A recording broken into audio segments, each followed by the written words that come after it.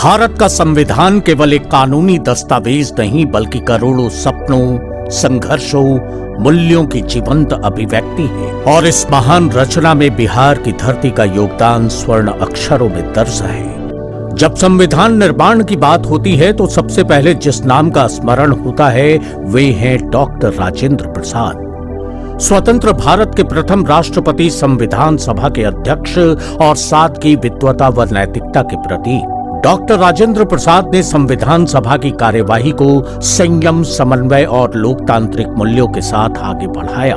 विभिन्न मतों और विचारधाराओं के बीच संतुलन बनाकर उन्होंने ये सुनिश्चित किया कि भारत का संविधान जन जन की आवाज बने। उनका विश्वास था संविधान तभी सफल होगा जब उसका पालन ईमानदारी से किया जाए। लेकिन बिहार का योगदान केवल यहीं तक सीमित नहीं है। डॉक्टर सच्चिदानंद सिन्हा, जो संविधान सभा के अस्थायी अध्यक्ष रहे, उन्होंने लोकतांत्रिक परंपराओं की मजबूत नींव रखी। उनका अनुभव और दृष्टि संविधान सभा को दिशा देने में अत्यंत महत्वपूर्ण रही।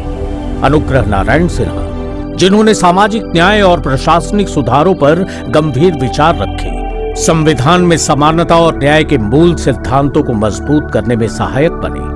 जगजीवन राम, सामाजिक समानता के प्रबल पक्षधर, जिनकी आवाज ने वंचित शोषित वर्गों को संविधान के केंद्र में स्थान दिलाया।